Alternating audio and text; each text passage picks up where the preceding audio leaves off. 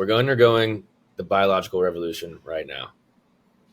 Today, every single thing that you use, from materials to food to drugs to everything that you see around you in your room, there will be a sustainable alternative to it.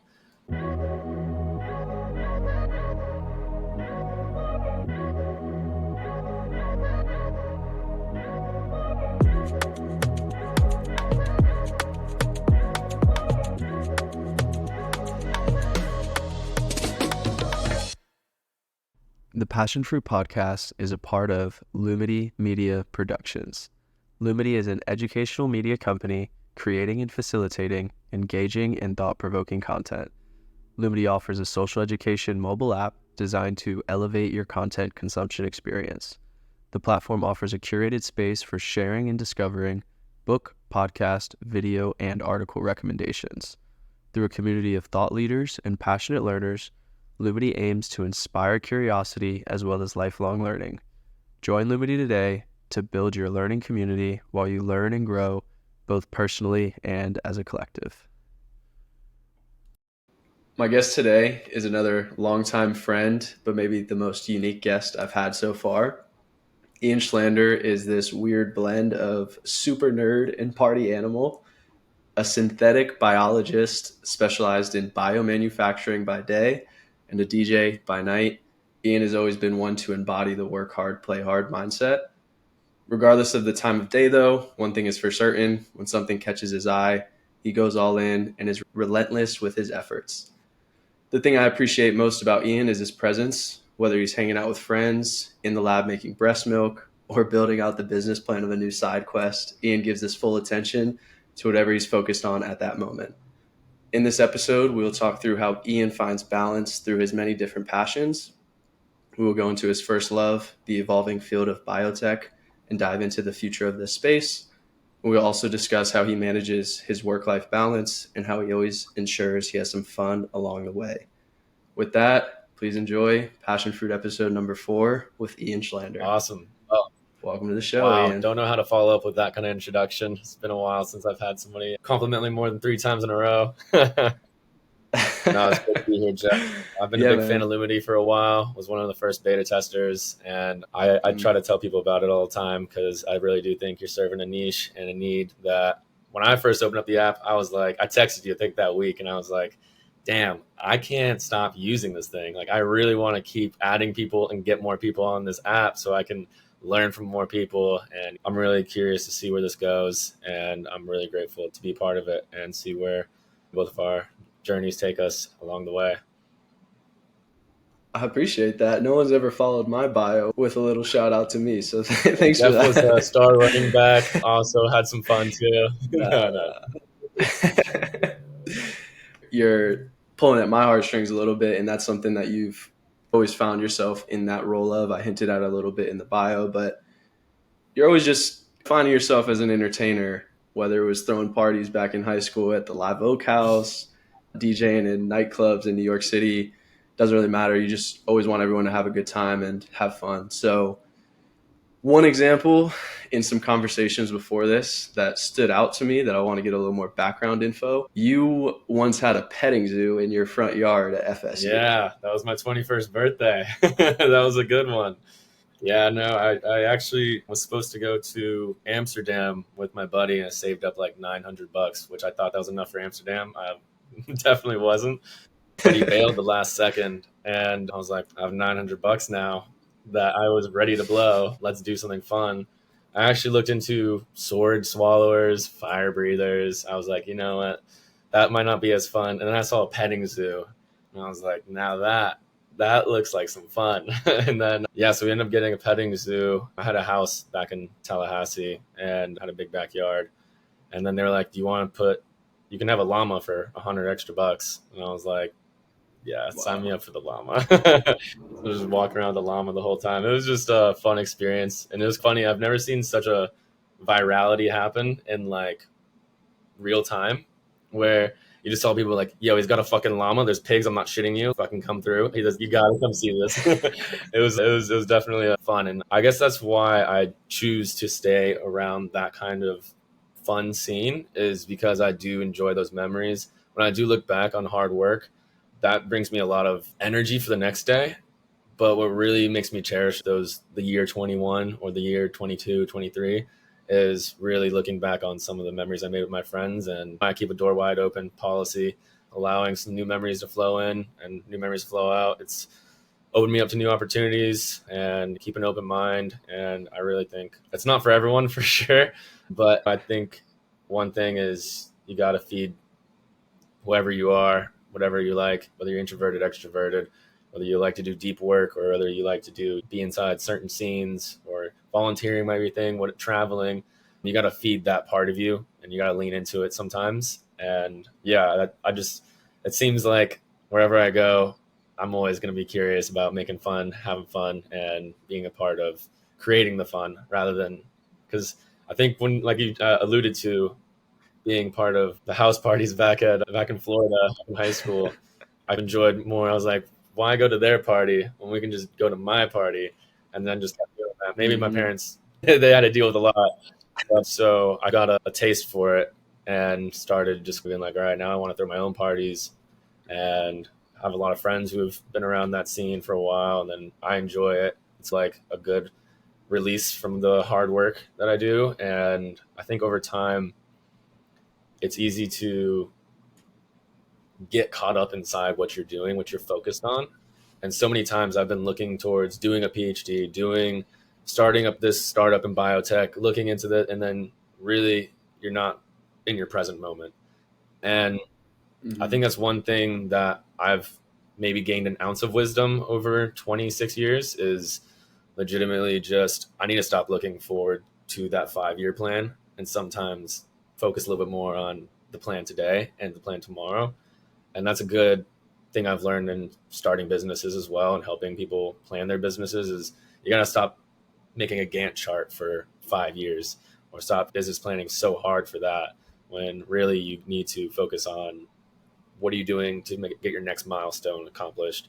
And are you setting yourself up personally for that? Are you going to burn out?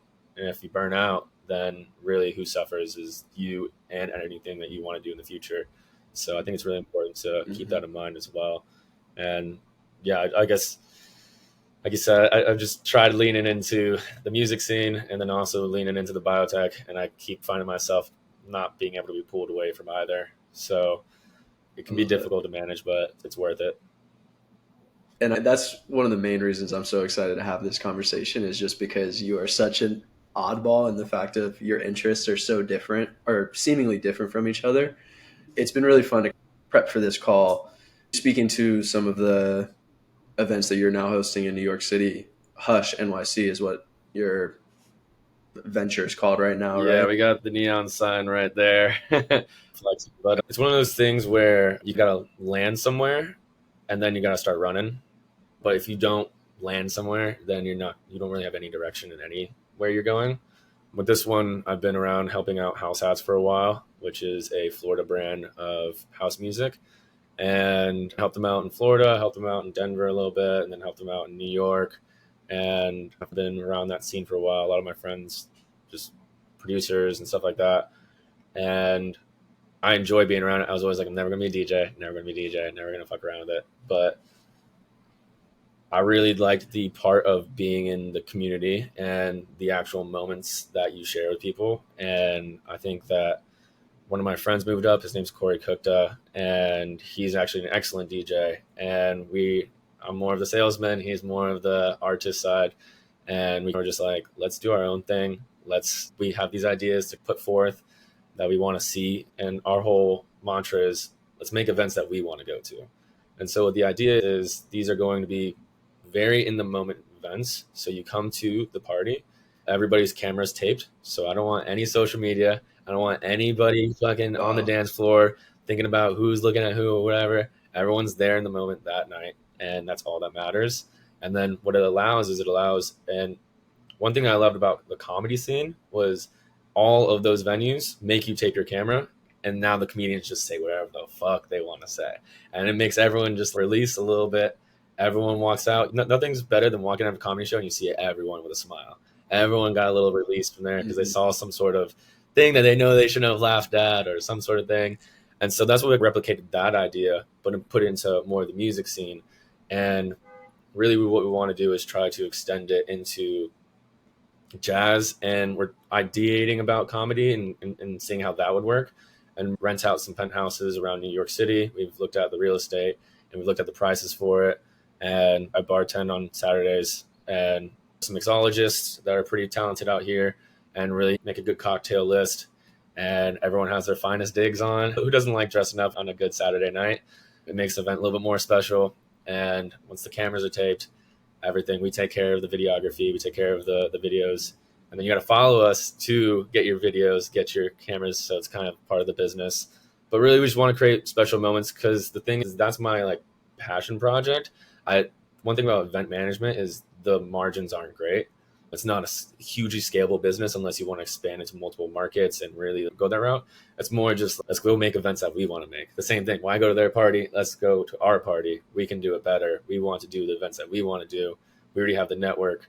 Now it's just, let's go shake some hands and make some deals and figure out how to get this going. And right now we're taking over a small, intimate venue. And what we're looking forward to is really the vision, which is including jazz, house, comedy, things that just have diverse events, and having great cocktails there, so that, and having everyone dress up. And we're thinking about potentially getting a catering, some sort of Michelin star catering service coming in, but we haven't figured it out yet. But again, this first event is just to get the awareness out there that we're doing this. Tell yourself you're doing it, because it's a plan slip here and there. I know you're Lumity. You have good months, you have bad months, productive days, non-productive weeks. So sometimes you just gotta go, we're doing this. All right, let's go do this. And then the next thing, you're actually doing it. And then you're taking care of that step 1, then step 2, and then step 5.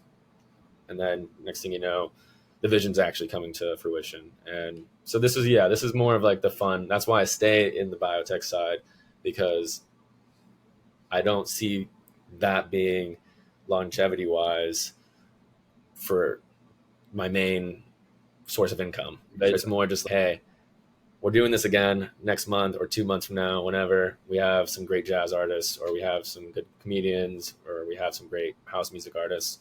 Let's get this going. And who doesn't want to be a part of that? I think it would be fun. And it's not about packing out a 5,000 person venue. That's how you actually make money inside the scene. It's about just making a moment that everyone there is just gonna be like, that was awesome. I'll never forget going to that event, and I want to create memories. And that's the whole goal, is go make events we want to do and create some memories along the way. That's dope, man. I was wondering why it was called Hush. I didn't understand that, but that's really cool. It's hard to get the vision out when you're just starting out, and you just got to go. They'll see it eventually. They'll figure it out. You just gotta bear through the process. I'm sure when you're pitching Lumity, it's one of those things where it's like, okay, and then you're doing the beta, and you were like, okay, I can see it a little bit more. And then as you keep working on it, as time goes by, people are like, okay, I see what you're trying to do, and I see why it's something that you like doing. Yeah, and I think that the idea of covering the camera, I love that. Just forcing people to be present. I think that's a huge need that we have right now, and the fact that you guys are forcing that issue, it's pretty cool. I haven't had social media for a long time, because I was a scientist first, and I could never really reflect myself as a scientist on Instagram. What am I going to do? Check out my breast milk? Like, it's not going to work like that. It just comes off more fraudulent than an actual, and people can sense that. People want authenticity in a brand. People want authenticity in everything. And one of the main things is, I hate social media, but I had to go recently download it to be like, I need to be present for this in order to actually get involved in this. And if I'm going to actually do this, let's just go do it. And I got to learn it at some point. I think it's a good business thing to learn. One thing that's fun about business is you force yourself to just learn things you're uncomfortable learning. One thing about being a scientist is you just get really specialized. And I guess this is more of like just a fun learning experience, fun passion project. And I've got to get you up here for one of them and have a bunch of fun next time. Sure. Yeah. A theme of the last episode I just did was being biased to action, and you're never going to have it all figured out. One quote that Kit Griffin dropped was 60%. It was like 60% today is better than 100% never, or something like that. or 100% too late. And so I applaud you for, like you said, just jumping in, figuring it out as you go, and trying to make something special. I think that's the coolest part about quote unquote entrepreneurship, or Yeah. however else you want to And I phrase drew it. a lot. You're just trying to make your contribution to the world. Yeah, a lot of inspiration from you, honestly, because I'd always been right next to the entrepreneurial scene in biotech, but it's such a big jump. And it's one thing where to find the perfect project, it's such a niche thing to get into, and it's such a long road that I was always dancing around a little bit, and then you were just always in the side, and I was just like, I it's one of those things where you see the people around you, you don't compare, but you get inspired, hopefully, from people around you, and hopefully you try to inspire other people on their bad days. And I don't know if you know that the things that you do are always inspiring somebody, whether you know it or not. And you can see it through the Lumity app. What is it? It's literally an app for inspiration. Like it knowledge and inspiration. It's really cool. And it's funny because I try to pitch it to people a lot of times up here. And I'm like, you should get this app. It's super cool. You share podcasts, you share knowledge. It's nothing but good, inspiring quotes. I remember, I think one of my posts on there was the JFK moon speech or something. Yeah, you choose not to do this because, what is it? What's the quote? Not because it's easy, but it's because it is hard. And I don't know. You ever just wake up? If you wake up and you have no motivation that day, you listen to that quote, you'll get razzed up. I'm telling you. But no, I appreciate that. I think that's exactly what I'm doing. I'm just trying to put some inspiration out there. I think we can always use some more positive thoughts and energy, and just trying to promote learning, growing, and trying to make the world a little bit better of a place. And I think you start doing that by your immediate network and your own life. And that's been the focus, is just growing it immediate and then slowly expanding. You said make the world a little bit of a better place. We were just talking about why go to that party when we can make our own party. I see that sometimes when people are making their own business. I want to see this into the world. It's like the same kind of energy, the same kind of thought, which is whatever niche or whatever service is that I want, or which is back in high school for me was a good party. Mm-hmm. Now it's okay, is the business that I want to create, that I want to see. And if the motivation is just money, it's really difficult to be there for the long haul. There's got to be a certain energy that you get from it and gather from it. And it's like you said, if you want to make the world a better place, or it's really the vision that you want to put into the world, whether that be a good memory, a good night, a good product, good something. But yeah, I guess that struck a chord. It's just what you said. If we want to make it a better place, it's really hard to get that broad scale, but I think it's just that same mentality of let's do what we want to do. Let's do something that we think is making the world a better place. And that's, again, as I've continued to do more of these conversations, I think the overarching theme or vision of mine is to just share stories of how people live out passion-led lives, and how they live a life that they've designed for themselves. And again, what that can look so many different ways. It doesn't matter how it appears on the outside. It's as long as it's true to you and what lights you up and what makes you happy, then that's all that matters. And success looks very different for every single person. And it's really cool to uncover how people have built their lives the way they want them to look, and excited to continue to unpack that with you. One thought, I do want to get to biotech, but you brought it up, and I know we won't shift gears again, so I want to stay on this side of things for one more. You mentioned stand-up, and you mentioned going to stand-up, but have you also performed stand-up? Yes, I have done a few open mics. I used to be really into it because when I first moved out here, you visited the West Village apartment. The only person I knew was my current roommate, and really I was going through a tough time, just like trying to be a part of this new company, this new place, this new city, this new atmosphere, this new life. And one of the staples that I had, because my current roommate, I was living in a one bedroom, and so I couldn't just go hang out only with him every day. I ended up going to Comedy Cellar every week, 2-3 times a week. And I fell in love with just that. Tape the cameras. Everyone just gets to laugh for an hour and a half. As much fun as I love the music scene, there's nothing better than the comedy. Like an hour and a half of laughing, it's the best feeling you can ever have. You can go an hour and a half, have the best workout. You can have an hour and a half, do whatever. But an hour and a half of laughing, the Comedy Cellar, which is the best comedy potentially, arguably in the world, and I got to see some amazing acts. When somebody just walks in, Chris Rock walks in, or Aziz Ansari walks in, or somebody like that special for free. You really just, that's a moment that you don't ever forget. And so I started to just fall in love with it, started listening to comedy podcasts. And the good thing about the lab is I just can throw in my AirPods and get into my science while listening to either a Huberman podcast or a comedy podcast these days. Honestly, most of the time it's a comedy podcast. I'm a big fan. And I just was just like, I could do this. I could make some people laugh. And so I took a class actually at the Cellar and ended up doing some open mics and bombed the first 3 times. And I don't know if you ever had a bad game in a sport and you could do better. yeah, you never had a bad game. Yeah, you're right. I've seen your huddle. It's straight highlights. No, but yeah, when you bomb, there's only one way to respond, which is you got to go back up there, or else it's gonna haunt you.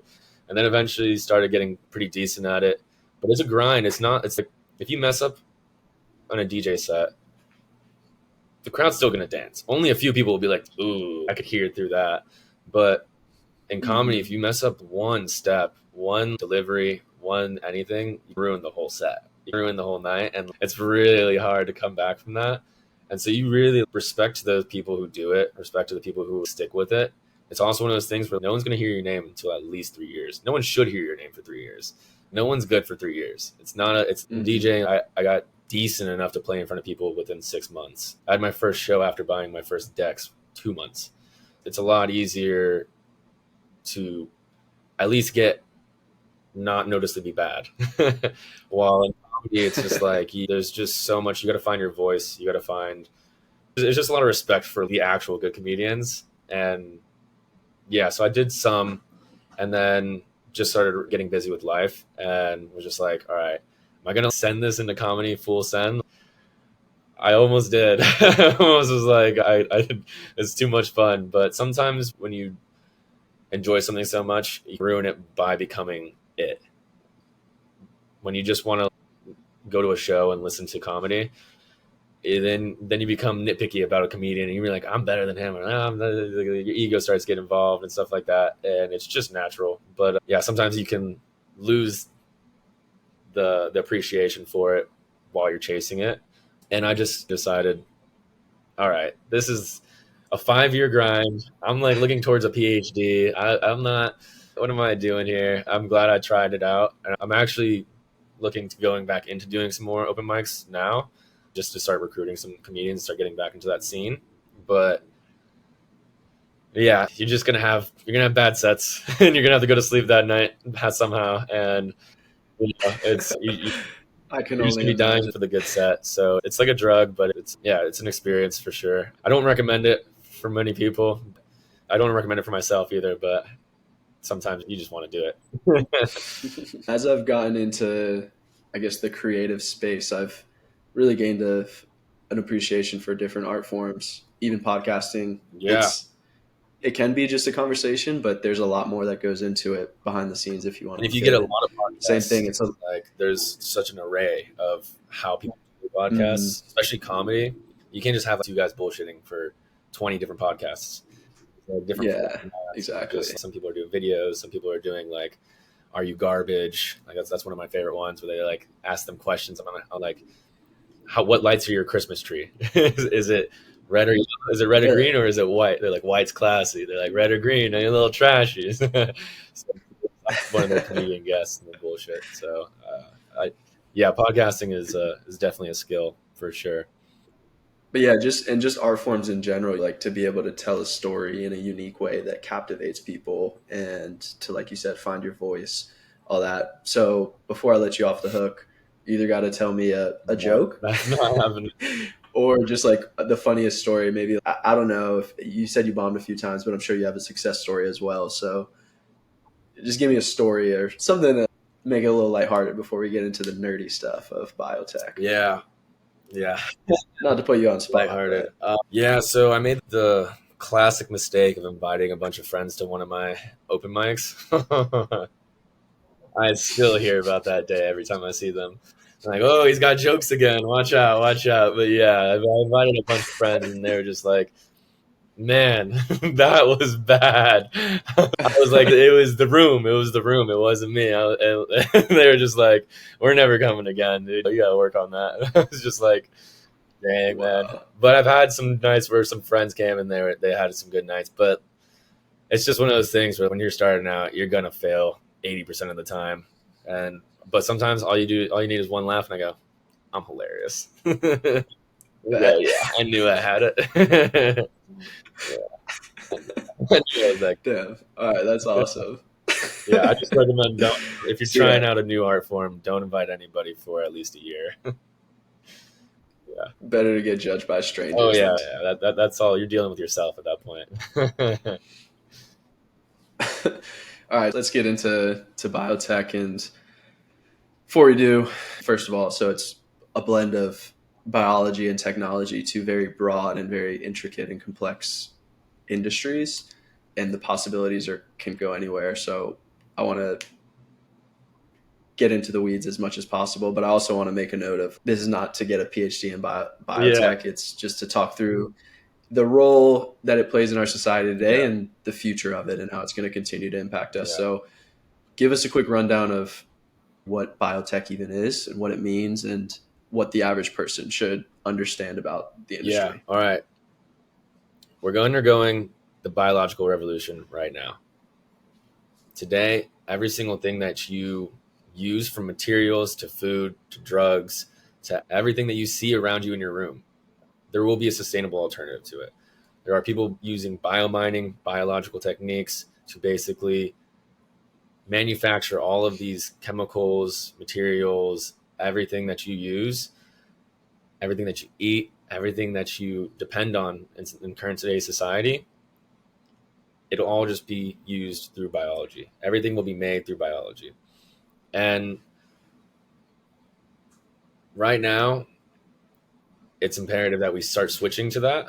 And that's why I found myself inside this space. That's why I couldn't look away once I did see it, is because once you see that the entire world is shifting under your feet, you want to join that next part, wherever that sheet is going, wherever that next step is. You want to be there before the rest of the world gets there, and you want to be a part of it. And right now, everything that we are doing is going to be made through biology, at least have a sustainable alternative. And that's where bioengineering and synthetic biology makes its place. Is synthetic biology is the overarching umbrella term for bioengineering.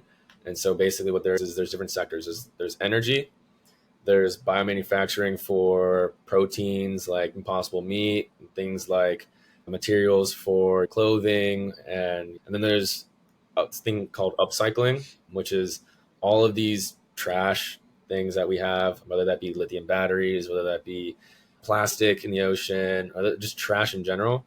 They call it upcycling because we degrade them using biology and turn them into value added chemicals. So now that plastic bottle that you have that's worth nothing is now worth some money if you start to recycle it and give it to the right sources. And so then they turn that into value added chemicals. There's different parts too, such as food manufacturing. There's materials, so such things as like wearable electronics, things like the Elon Musk company, what's it called, the brain interface one, Neuralink. Neuralink. Yeah, so that's a big bioengineering. Like Caltech is, which is one of the most respected institutions in the entire world. Caltech is focusing mostly on neural interfaces and trying to decode what's going on in between the brain. Can we make a neuron? And when we make a neuron, how do we make it turn into a system? And when it has a system, what is the behaviors that we see? What are things? And so really what we're at is a really exciting part is we're at this unknown forefront. And I've always been like, why is this such a enthralling thing to me? But it's the same thing as why did people go out west? Why did people want to go to the moon? Why do people want, because there's just like a forefront of knowledge, forefront of where humanity is at. And we know that there's something on the other side that could potentially be better. And we don't know if Neuralink's gonna be better for the society. Damn, it's hard to it's hard not to look into it. And that's just where things are going right now, is just people are just, once they get exposed to it, they really just want to figure out, oh, I can solve this problem, I can solve this problem, or I find there's a sustainable solution for this, there's some sort of sustainable solution for this. And I really believe that there is a solution for everything through biology. What does that even mean, though? What does it mean to take a plastic bottle and turn it into energy, or turn it into what? So I worked at the National Renewable Energy Lab in Denver, and that's really where I got my technical training. And one of the projects I was working on is something called the Bottle Consortium. And so what we did is we went into nature, what the literature finds, literally going to plastic dumps, and you take samples of what bacteria is growing there. If it's growing on that plastic, and I mean like colony, like massive bacteria colonies, you do a genome-wide scale of that, there is some sort of protein that is made inside that bacteria that allows it to feed itself. So basically, like the way you eat an apple, you feel energy, that thing's feeding off of plastic. So which is called metase. And essentially we find those proteins, those enzymes that it's using to degrade that plastic into its carbon source. And then we isolate those proteins. And then we do something that actually one of the recent Nobel Prize winners won for directed evolution. And what that is essentially we grow these organisms on this media. So let's say it's plastic type media or has some sort of plastic, and we know that this enzyme is inside that organism, and we know it's going to eat it slowly. Well, we want to turn that up 1,000. How do we do that? There's certain things called active sites, way proteins move, way proteins clamp onto things, way proteins kind of degrade certain things, and we generate different sequences around those active sites just to see what we get. And essentially we test all those different proteins now that we have. So let's say I have 100 different versions of this active site. Then we have now 100 different enzymes. We put those 100 enzymes into these organisms. We grow them onto this media, this plastic media. And then eventually what you'll see is over time, over generations, they'll start to genomically evolve onto this media, onto this plastic media, and essentially start reacting better with it. Some organisms start growing better, start growing faster, start growing stronger. And then we'll be like, okay, what's going on there? What's going on with this? And then we'll isolate that protein. We'll look back at it. We'll look at its genome, and we'll see certain truths of what's going on. And one of the things is it's not direct. We're not going to open up a curtain and find the answer. It's one of those things where this could be the reason, this could be the reason, this could be the reason. So that's why this biotech is such a long, grueling, hard, massive team, massive collaboration, international collaborations, industry, academia, government are all collaborating to do one project, which is degrade plastics and turn them into value-added chemicals. And so going back to the workflow, which is we have now this enzyme that has been evolved over generations, and we do this rapidly. And generations, are you saying no, rapid generations are like the bacteria replicates like thousands of generations. That happens in a week. Yeah. And then you essentially have a super bug, what we call it. And it's something that just does this reaction super fast. Maybe there's other metabolic reactions going on inside it that allows it to do that better. We go figure it out. It's called metabolomics. You look at the metabolism, you look at all the proteins that it's expressing, and you try to figure out what the puzzle is, which is how is this doing this better? And then we isolate that, and then we try to keep building on it. And that's called rational engineering. And so we start really trying to get at that structure of it, whatever it is. There's like a million reasons why biology acts the way it does. And so there's no one way that happens. But Yeah, so what we do then is we start throwing plastic inside these massive things called bioreactors. And what it does is we throw that bug inside there, that super bug, and it starts feeding off that plastic. And it's not, I'm not talking about I'm not talking about water bottle. I'm talking about like chemically separated plastic. Like you get the plastic, and then there's chemical separations to turn it into separate types of chemicals. And we have these super bugs for each one of those chemicals, and they turn those chemicals over time into in bioreactors into things like nylon, things that we can actually use that are really valuable chemicals, things like biofuels. I was making biofuels out there, and I was turning plastics into like nylon, and then revamp that. You do chemical processes to that, a lot of organic chemistry, and turn it into tires, something that's an actual physical product, not just like a handbag that's wrapped in plastic like we've seen. There's only so many handbags you can make from one company. We're talking about massive chemical outputs that go to the rest of the world. And one thing that I really love about it is now we have this superbug. Now I can freeze that superbug, send it to India, and now they have that superbug. And now they can do the same chemical process, the same thing, and the whole entire world has this. It's easy to send it, and that's why people are patenting these things, because now it's just becoming so valuable. If you find a protein that does a certain reaction and turns it into something else at a better rate than what's known to humankind, then you have something valuable. And the main thing is now this is all done from zero energy, right? Like these are organisms that are feeding off of this, that are degrading our trash and creating new chemicals without us going into the earth and trying to find nylon or trying to find certain elements to create these chemicals and do organic reactions, super expensive, non-sustainable at all. And now we have these bioreactors that are just spitting out these chemicals from our waste. And so now one of the companies I recently was talking to, they use carbon capture. So now they do gas fermentators. And so they're taking carbon out of the atmosphere, and their whole entire thing is we want to take a gigaton of carbon. And now they're just using it they're like, what can we make with this? And so now they're using it to make, I think, biofuels or something. I don't think they told me the product exactly that they're making. I think it's still, they're still in like Series A startup form. But yeah, so there's so many sources that you can use because biology will evolve to do something around it. There's organisms in volcanoes. There's organisms turning these gaseous particles into life that sustains themselves. And they're called extremophiles. And so some people will literally go into these crazy places, go find extremophiles, and they're like, how the fuck are they living there?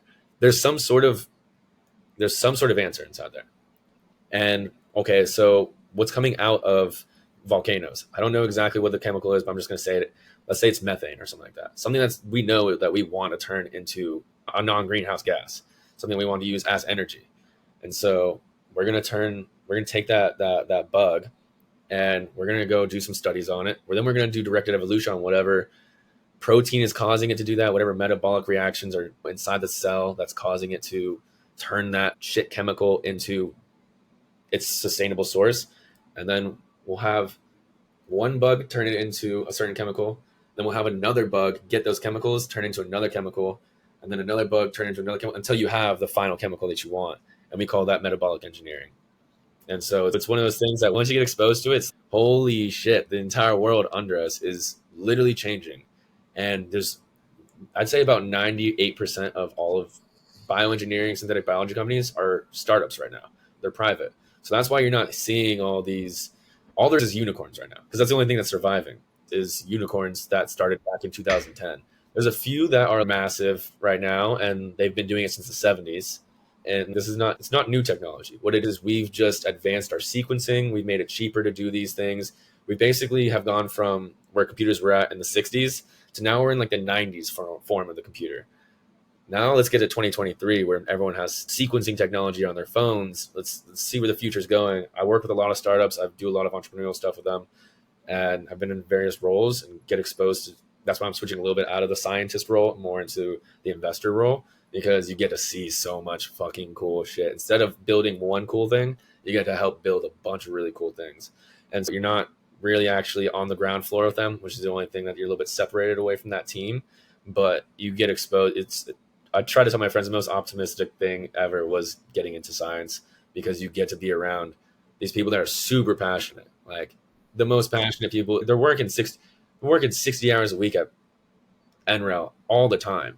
These people are, because biology, when you're growing it and you want to take a timestamp of something, you want to see how it's doing in 8 hours, 16 hours, it doesn't care if it's 2 a.m. The bug doesn't care. Your experiment doesn't care if it's 8 a.m. That's why these PhDs are so grueling.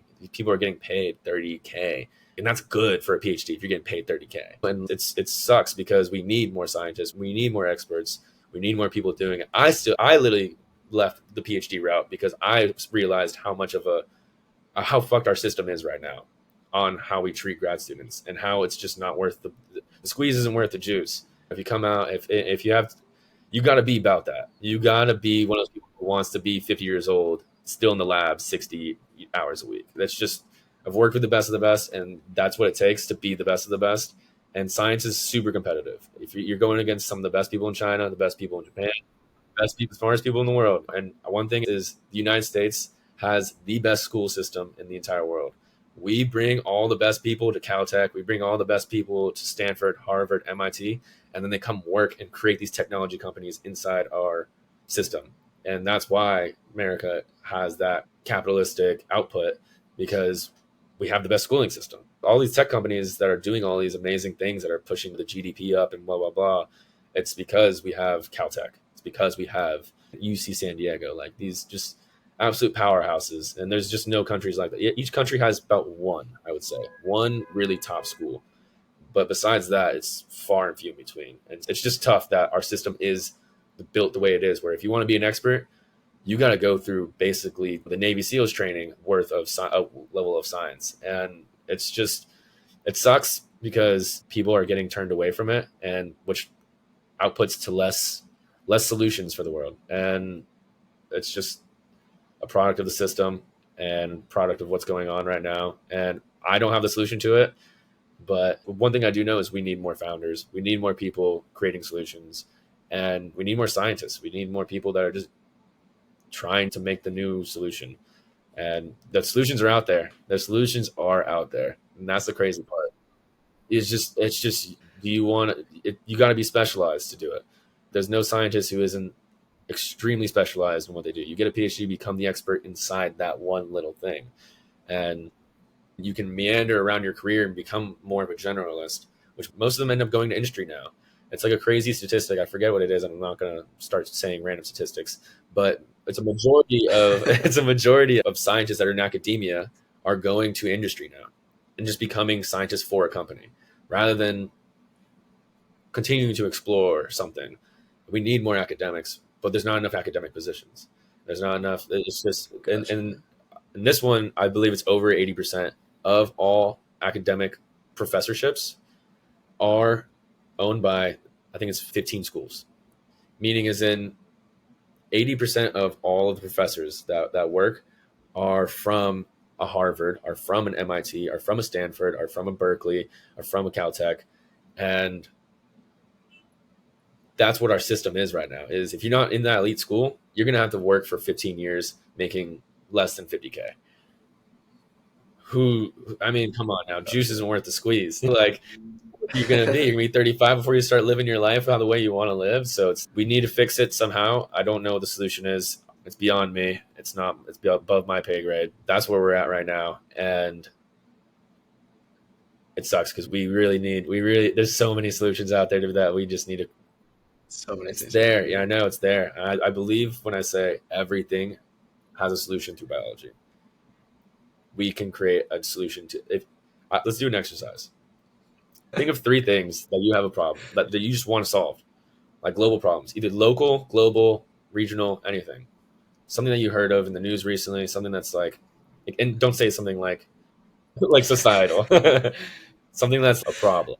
Environmental is a big one that comes to mind, and I think I have so much to unpack and so many questions to answer Yeah. from that little rant you just went on. But yeah, I would say environmental, which you touched on, like the elimination of plastic or the upcycling of plastic, and then also the carbon capture, which I'm curious to learn a little bit more about that.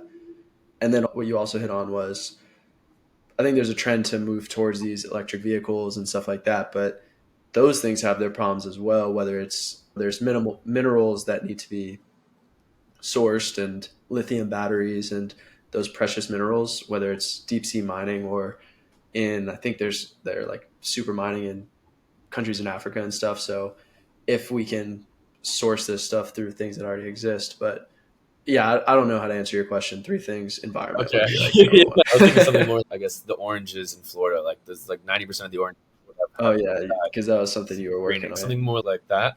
And so there's actually this, how I got into this, backtrack a little bit, was I was pretty, Sure, yeah, that was one of the questions, but I was gonna just move past it because there's so much on that. But yeah, go yeah. ahead, We share have that. time to get into it. How I got into this was essentially this one organization, and this is how most people get into it, is called IGEM.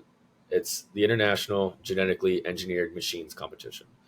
We've all heard of hackathons from school, things like that, competitions where pitch competitions, things like that. This is that, but it's only synthetic biology. And the actual team who made it was from MIT, and they're now called Ginkgo. So the team, Oh Ginkgo made really? iGEM back in 2004 or something like Wow. that, and that was the first. It was just them and Cambridge. It was like Boston University, MIT, Harvard, and like another Cambridge University. And so it was just four of them. And so it was actually, this is one of my favorite stories. One of my favorite fucking stories is the guy who made synthetic biology, basically. His name's Tom Knight, and he's one of the founders of synthetic biology, founder of Ginkgo. He was actually a computer scientist, and I think he was like 45 years old, 52 years old, or something like that, when he decided, I'm gonna go back and do a master's in biology because I have this idea that if ACTs and Gs are code, that sounds a lot like ones and zeros. And so he went and studied at the age of 45 as an academic to go just learn about this thing because he was curious about it. I ended up figuring out how to cut these DNA sequences and put DNA sequences together called biobricks. And that's the foundation of IGEM is biobricks. And so essentially it's putting all these parts of DNA sequences and making them into certain things and testing them out. And over time, we have this thing called the BioBricks Foundation, and it's just this huge repository of all the DNA sequences, proteins that people have explored, characterized, figured out. That's what iGEM is literally. Let's go find a solution. Let's go find a problem, solve that solution, create biological sequences that create a product, create a certain chemical, degrade this, or protect these plants from doing it from this certain heat temperature, or this food, something. And Tom Knight creating iGEM and Ginkgo is one of my favorite stories of all time because it's just like, damn, never fucking stop being curious. The guy literally changed the fucking face of the world by just saying, I'm going to go do it. Screw it. I'm interested inside this. Let's go chase this. And Lifelong one. now the world is literally completely different. And the biggest one of the biggest biological companies, Ginkgo, is founded by him. And so, yeah, it started out as the iGEM started out as just them four universities in Cambridge. Then it was 8. Then it was 16. And then now it's, I believe, up to 8,000 students across the globe. It's 400 different schools, different universities. They have high school level, they have undergrad level, and then graduate level. And then they compete inside those three domains. And the main ethos of it is solve local problems, but think globally. And I think we've all heard that quote before, but it's literally what is going on inside your community and what could you solve? There is some sort of problem like the citrus greening problem with the Tropicana oranges and how 80% of them died. The FSU iGEM team that I was advising, they decided, let's go solve that problem. All right. Now you're just sitting there in a room with computer nerds, mathematicians, biologists, physicists, chemists, and you just start throwing spaghetti at the whiteboard and seeing what sticks, essentially. And one of the problems they came up with, or one of the solutions they came up with was, okay, let's create a bactericide. Let's go create this solution or this, because I guess I'm not going to get too deep into the topic. That's a wormhole in itself. I'm not going to go straight into that. Mm-hmm. But essentially, that's the ethos, which is let's go create a solution to the problem of some sort of thing that, whether it's diabetes, whether it's like cancer, I would say it's too large of a problem. And it's a whole year that these guys work on it. They create a wiki, like a website page to track all their findings. They have all these different things like human practices, which is like going out into the farmers. If you're going to go mess with the oranges and go talk to farmers and be like, get feedback, basically like market research and get feedback and go engage your community. And it was one of those things where once, and like my whole project was different. When I was the team lead for my team, we were activating DNA sequences using sound, which has now grown as a field. That's pretty exciting. And I'll get into that another time if you ever want to, but and so it was one of those things where we won the gold medal at IGEM, which a lot of teams win the gold medal. We're not the only ones that win the gold medal. There's only one winner of IGEM, but a lot of teams get the gold medal. So it's just participation trophies, basically. Just that. There's a lot of participation involved to get to that gold medal. Yeah. But basically, I guess there's bronze or silver. There's a lot of people who don't medal. More people don't medal than people who medal. But besides that, it was one of those things where I took the flight home and I was like, damn, it's over. That was the first time I've ever worked hard at something and I didn't realize it was work. And so after that, I actually was like, really, it was like 6 months before I was about to graduate with pre-med. And I was deep into pre-med. I was primed to get into a medical school. And I remember I took shrooms with some friends.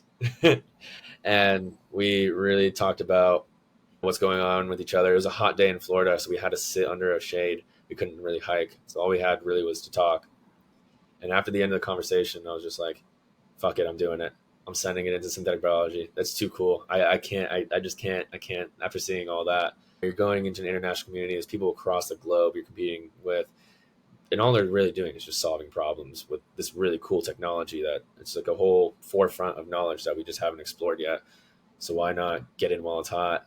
How cool were computers in the 60s? If somebody walked into a supercomputer, probably, what the fuck? This thing knows how to calculate 25,000 divided by 32? That's crazy. But and yeah, since then, I dove deep into it and really haven't really looked back, honestly. It's just too fun. So I'm trying to, in real time, figure out which wormhole I want to go down. You mentioned a few times the funding side of things and just that, one, there's not a lot of money, and then because there's not a lot of money, I don't know, there's not a lot of demand. Do you see, as this technology continues to increase, and maybe you can speak to some of your experience with this VC program you're a part of, but as the technology increases and venture capitalists start to set their eyes on this type of work a little bit more, do you think that's a potential solution? Because the only other thing is you still need the academics, you still need the people in the lab to actually be doing the heavy duty research and stuff. So how does, I guess, the question could be, how does venture play a role? Okay, that's two different questions. One is academic. I'll answer both. So one is academics, which is the system's fucked. Graduate students shouldn't be working 70 hours inside the lab, basically making 25K. On average, they're making 20 to 30K. And then California literally just did a huge strike of grad students to raise theirs just like 3K, 4K. Universities have billions. This isn't something that isn't public knowledge. So can venture play a role into that, or no? Because that's why you're seeing a lot of people going into industry now. Is no one wants to. I didn't get even a master's or a PhD, and I find myself doing pretty damn well at a startup, and that's just where the society has pushed people, and venture is super aware of it. And the thing is it's such like a long, grueling 10-year before this product becomes now marketed and now gets the returns on the investment. We're talking about hundreds of millions before a company really starts returning its investment back. So inherently, it's a much more risky asset than something like a software company, an app company, anything, because the startup cost of that getting to start bringing in money is so much lower and so less risky than you can have an angel investor in basic SaaS companies or certain financial based companies or app software based companies. And in biotech, it's, well, now you need to recruit not just a great team. You need the best yeast expert, you need the best chemist, you need the best analytical scientist team. Now you need 3 lab techs to do this. Now you need 2 engineers to run the lab. And then all the equipment is $1 million each, $500,000 each. So it's very, the path really is because I get a lot of pitches from a lot of different teams, is they want to solve all these problems. I'm like, you need to solve one problem first because you're expensive. Focus on one problem and build out a proof of concept with a small team. Get 2 scientists, 4 scientists, whatever you need necessary, and find your pre-seed funding. So you get your pre-seed funding, which is usually from an academic spin-out or some sort of, like, no one wants to fund an idea. Everyone wants to fund a technology that's already there, and you just are pushing that towards a company now. So usually we want to see academic spinouts. That's usually the most safe bet. That's usually what you do see because they have mentorship, they have advisors. The technology has been proven in the community. I say it's not science until it's been peer reviewed. It doesn't exist until it's been peer reviewed. I don't believe it. It's bullshit. It's magic at that point. It's fake. I want to see it peer reviewed. And then also, now that you have that out, how do we get that to, let's build a company? And so there's accelerator programs. So the VC that I work with we have an accelerator program where we build out the AI ML platform for these companies, and in return we get equity. So we're looking for pre-seed or seed to Series A level companies, and essentially there's so much data generated from these data sets. Biology has now become a numbers game. It's all about increasing how much data you get per experiment. And so with that, you need some way to interpret this data. It's just too much for a human to ever really actually understand. And I can get into that too, but that's also another wormhole as well. But so essentially we help build out these machine learning techniques to analyze their data sets over time and essentially give you answers and guide you where to go with the next experiment. Because time is of the essence. If you're not accomplishing milestones in biotech, you're failing. And so that it's high pressure. Academia, it's, oh, maybe I want to go explore this. Maybe I want to go down that route. Maybe I want to go, you want to explore everything. You want to know everything. And in biotech VC, or not biotech VC, but in biotech industry, we need to forget all that. We don't know why it's working, but it's working. So now let's move forward with the next thing. So it's very milestone based, and just, you have to keep pushing forward because you are expensive. Your operating costs are so high, and lab space is not cheap. Lab equipment isn't cheap. Scientists aren't cheap. I think my CEO gets paid in the middle in my whole company. Because do you want to have a company, or do you want to have the best scientists? Do you want to have the best CTO? Do you want to have the best people? And really what people invest in is the best teams. So that's why you do see a lot of these Stanfords, Berkeleys, Harvards, because they have these advisors. They have these grad students that they can pull from and really create great teams that, and also startup world it's a young man's game. The CTO might be older. He might be the expert that's like 50, but everyone's just either getting out of their PhD, or everyone is getting out of undergrad or getting out of their master's. It's a very risky, inherent kind of thing to do in general. But yeah, so VC's aware. There are people who are doing it. There just needs to be more scientists, in my opinion, who are becoming founders. So, it's not for everybody. And it's the reason why you do see all those competitive programs like MIT bringing out all these solutions. And there's a reason why investors want to see MIT on your resume, because they know what's around you. They know what you've been through. They know that you've got teams around you, and that's what they want to invest in. It's not the only thing, but it helps. It does help. And to get more scientists is the simplest solution, just to incentivize people through higher pay throughout these grad school programs, or pushing it more at a younger age. Any solutions that you see, obviously it's a complex problem, but no, we need to pay grad students a living wage. There will be more scientists if people aren't getting paid. I'd be a scientist. I'd be in my PhD program if I didn't. I got into UCLA and I got into UC Irvine, but they wouldn't pay me a living wage. I literally was like, financially, I can't do this. It's just not feasible. I got into the programs I want to get into. I just financially could not. And then time goes by and you're just like, fuck this. The juice is not worth the squeeze. So it's just, that might have to be the title of the show. So But the living so, wage, then you'll see more scientists. and so what's the reason that the universities aren't paying a living wage? I don't know if you know that No, I answer. don't. There's probably a lot that goes into it, Yeah, that's but a good question. I've seen, it's one of those things that I haven't dived into because you're so focused on just getting in and you're just so focused on it. And then when you get the offer, you're just like, and the thing is it's one of those mentalities of like in the army where it's, I went through this, so now you got to go through this.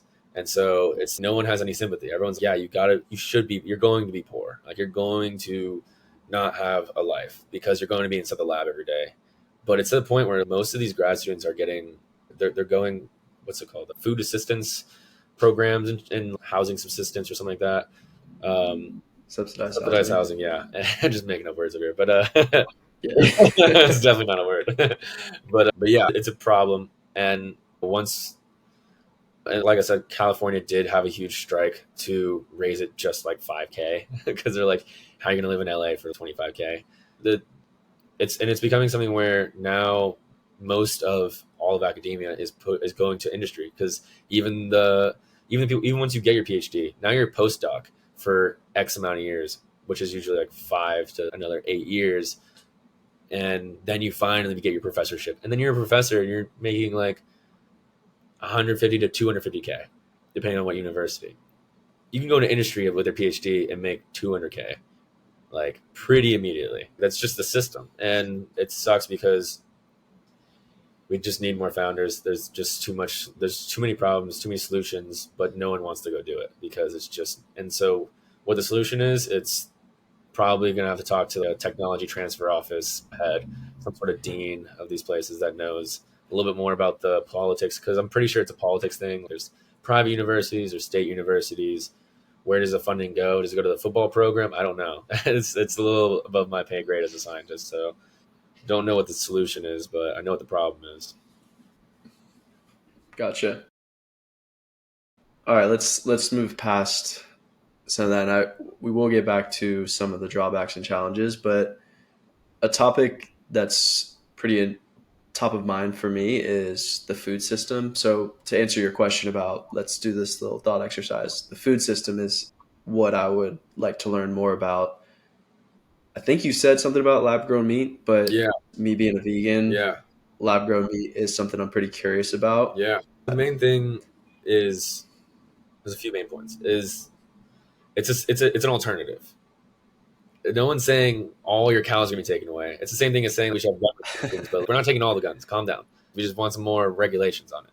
So it's an Mhm. alternative. So that when you go to the market, if you're feeling if you're in that mindset, now you want meat and it tastes good, but it's not from a cow that's producing methane or killing an animal, whatever the reason is for you, and it's just an alternative. So the cows are not going anywhere.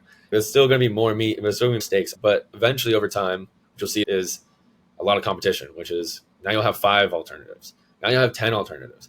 And then the next thing you know, it's just most of the thing is alternative. And then society starts to realize as we grow with this technology, okay, maybe AI is not that bad, or maybe combustion engines aren't that scary. Whatever it is, maybe technology is always scary at first. And then again, so we'll have those alternatives. And so that's going to be something for you. And now let's get into what is lab grown meat. Is it healthy for you? What is okay? So right now, one of the big things is you want free range grass fed beef if you're a steak eater. No steroids. All these things say no antibiotics, no steroids. It's running around in a field and frolicking. You know, the thing is there's so much shit that we do to these cows and so much inbreeding that we do with these cows that you're really just getting a low biodiversity, a low nutrition quality. Now let's isolate the proteins that you're getting. So let's say you want to get like a, a certain protein from this steak. What is the main protein that you're getting, right? These amino acids and everything. Now we're just going to grow that in a bioreactor. We're going to put this superbug, and I hate to say that when you're talking about food, but it's going to basically, and this is what I do, like for anybody listening, I work at a breast milk company. What we do is instead of brewing beer, I brew human breast milk proteins. Same thing that Impossible Meats does, same thing that all these food companies do, same thing that any bio production team does, which is produce proteins. National Lab is producing chemicals. this startup, I'm producing proteins, and it's a little bit different of a process, a lot different of a process, but the same principles. And so what you're doing is now we don't have to worry about antibiotics. Now we don't have to worry about steroids. Now you're getting the pure protein without all the bullshit. You're not getting this diluted fucking crap protein. Right now, it's so expensive to make it. That's why it's not the processes. That's why there's synthetic biology built in the 1970s, but now synthetic biology is blowing up because the technology around it has caught up. The infrastructure around it has caught up to where now the world can get involved inside it. It's not just one or two companies. And so we're seeing it trend towards much lower prices. Things are getting made at much lower prices.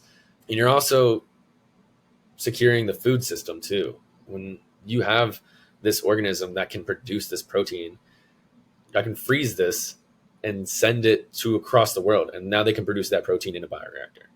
Sure, it's expensive as fuck you have to have a team, you have the capabilities to do that, but you're securing the food system in general. Let's say global warming happens, we start losing our grains because of either fires or just it's no longer growing in certain areas because it's too hot, which will happen.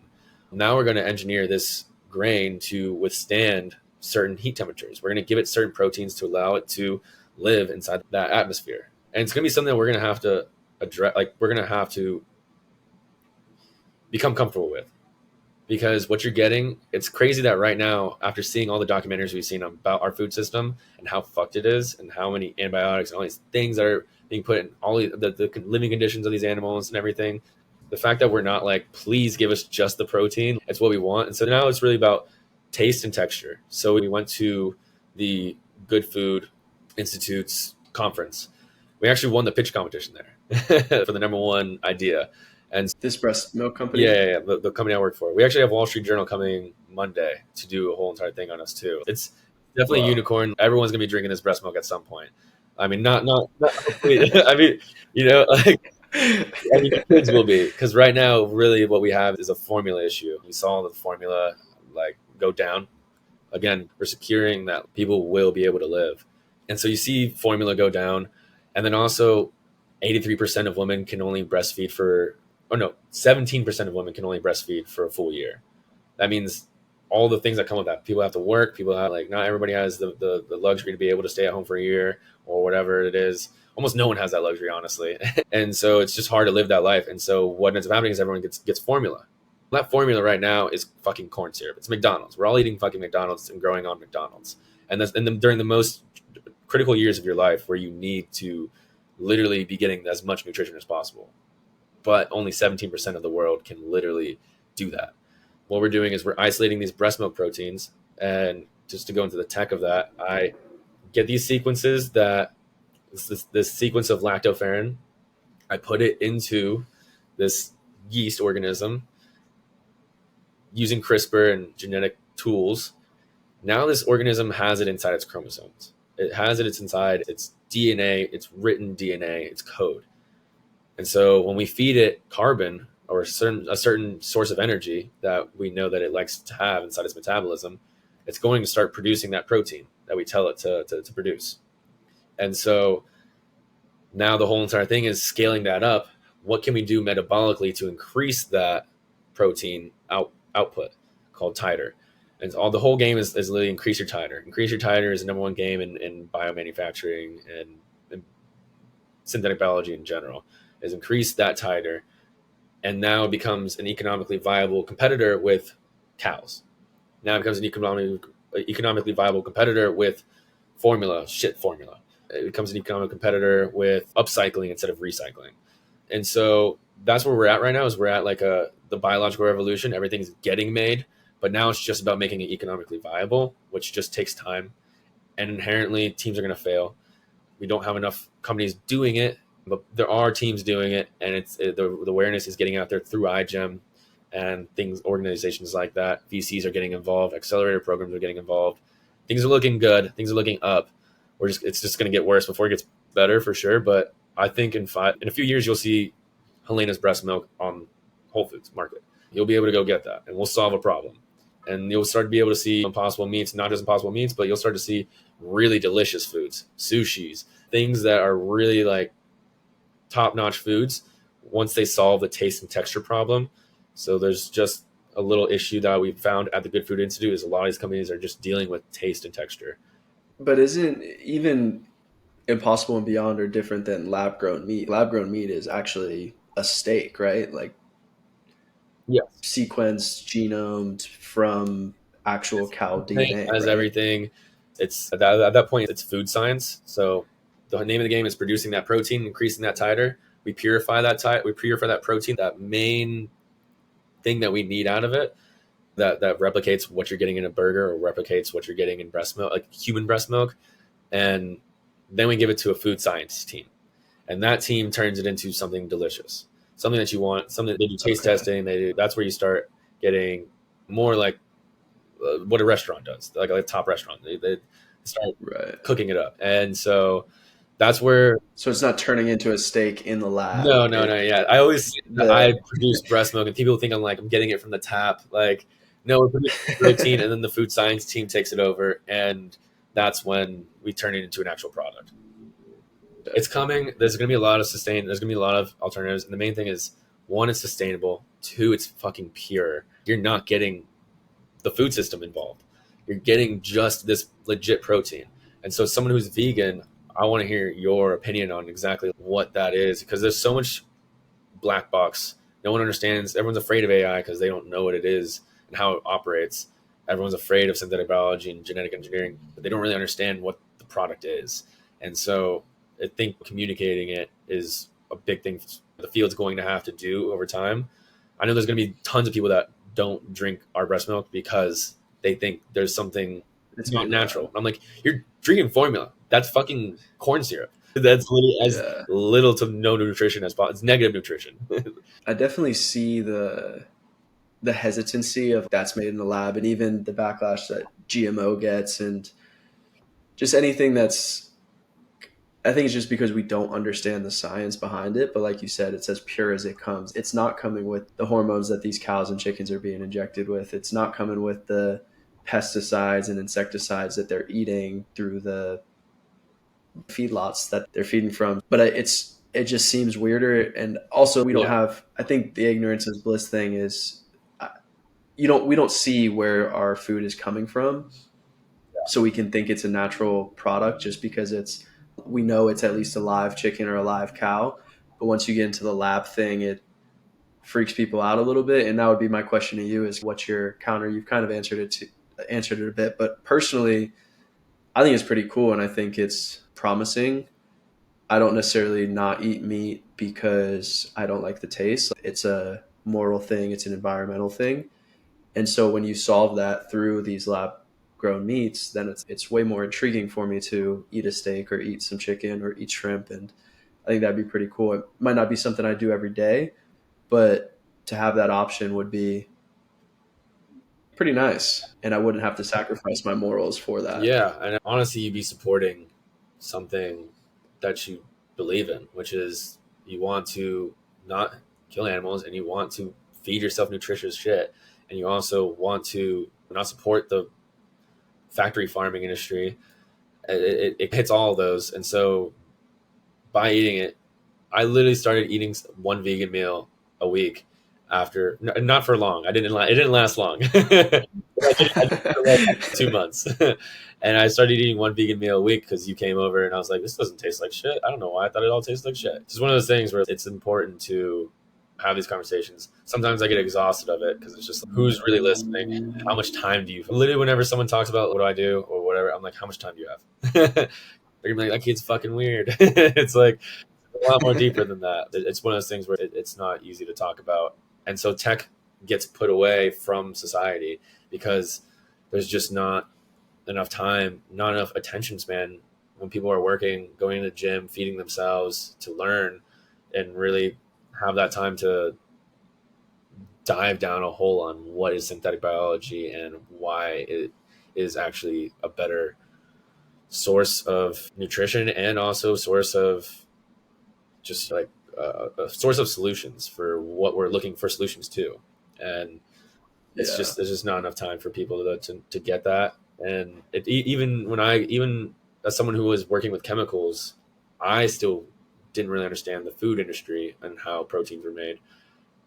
So it's not even like you can work in the national lab as a physicist, but still not want to eat lab grown meat because the guy next to you was working on that project. I don't know. It's not natural. So I do get it. We are creating a product. What is natural, but Exactly. it's not natural to our Ever since understanding. someone started putting bananas aren't naturally found, it's like these things aren't all these things are crops that we started growing over generations, only sowed in the better seeds, and then over time made these huge bananas. Things are just artificial selection where we've over time call it natural, but really the only thing that's natural is in the fucking jungle. It's the only way, Mm. which is where we get most of our medicines too. There seems to just be this fear of technology, and I'm going to take some of this from a guy. You listen to All In podcasts? All in. Who's the guy for it? You'd actually really like it. It's a group of 4 venture capitalists. They all have their different backgrounds. David Sachs was from PayPal. Chamath was from Facebook. Oh wow. This guy, David Freeberg, was with Google. He's very into the biotech space. He'd be your favorite person. He does a little science corner at the What's end, his and then name? there's a guy, Jake Howe, it's called All In, but David Friedberg. David Friedberg. Okay. But anyway, in the previous episode, he was speaking to this rant because they were talking about the self-driving cars and people basically rooting against the development of these self-driving cars. And it's like, why are we so fearful of creating a better world for ourselves, a safer world, a more sustainable world? And the self-driving cars translate directly to lab-grown meat and stuff like that, and all these other synthetic biology applications that we're fearful of in AI. And granted, like, we should consider the risks. Like, we should think about what's going to happen when these things take precedent. But to be fearful of technological growth, I think, is a little bit foolish, because that's just how the world continues to move forward. That's how we progress humanity. I mean, as long as you're solving a problem. Like if so there was a guy, actually he went to IGEM in 2015. He was a team lead for a China team. And you might have seen this in the news or heard of it in the news, but this guy did CRISPR on these twins, like zygotes, and while they're like in vitro fertilization. And essentially what he did is he took out the receptor for AIDS to bind. I don't know if you know this, but China has a huge AIDS problem. It's very big, it's very prevalent in China. And so he took it out. He was like, I'm solving this problem. Really what you're doing is you're changing evolution. Now those kids have a genetic advantage that they're going to spread into the population. And so he's in jail. It's taken very seriously, because what you're going to want to do is, unless you're like a crazy scientist just doing this, one, you have to have the expertise to do it, which is fucking crazy. And then 2, you have to have the capability to do it. And then 3, you have to not tell anybody. That's the hardest part, honestly, is be like, I just did something crazy. Let me not tell anybody about it. He told everybody about it and was like, oh, I thought I was going to be praised. I proved that this can be used. And he's transfected them with AIDS. They can't get it. But now these kids have a genetic advantage over the entire population of their surroundings. And now they're going to be spreading their genetics. And you're basically playing genetic God, where you're like, designer babies. So the community takes these kinds of things very, especially when it comes to humans. Right now, where the whole field is focused on, because the money is there, is products. Like, they want to solve rare diseases. They want to solve celiac disease. And what I mean by solve it, I don't mean by change your genetic code. Like, they'll give you a probiotic that now has a enzyme that can degrade this protein or this thing. There's actually one of my favorite biotech companies, highly recommend it. I haven't had them in a while, but they have an alcoholic drink where if you drink it the day of, let's say you drink 10 beers and you're like, oh, I'm going to die tomorrow. If you drink this, it actually has so much probiotics filled with alcohol dehydrogenase, which is the enzyme that degrades alcohol in your liver. And it's loaded with that enzyme. You wake up with nothing. It's actually magic. It's crazy. So, and you still get drunk? You get hammered. Yeah. And so you get hammered. And then you drink these. You just drink one, I'm saying, and then you can drink 10 beers or whatever. And then your liver's like, thank you. I got the enzymes I need. You're not changing your genetic code. So people are focused on products that do certain things like that, or they're focused on creating products and biomanufacturing, creating sustainable alternatives. My favorite company is, I can't think of it off the top of my head. But what they do is they basically go find pollution, and they will literally lift these massive, undegradable chemicals, 1,000 million year chemicals that are just destroying this environment. They'll go outlift it from the source. They'll do the chemical separations with it, and then they'll basically do directed evolution, whatever, protein engineering, put it inside an organism, turn that pollution into now a value added chemical. And so they call it the circular economy. And so everything, essentially all this trash, all these pollutants, all these things that don't have any solution to, there's companies, and this company is massive. I don't know if it's gone public yet. It's just so big that I forget. But it's one of those things I just look at and thank fucking God they exist. They're clearing waterways. They're changing how we literally operate as a species, and it's just it's incredibly exciting, and it's the only solution I see in sight. What's the timeline though of massive scale? They are a massive scale. So the timeline is basically, it's different for every person. So certain proteins are harder to produce than other proteins.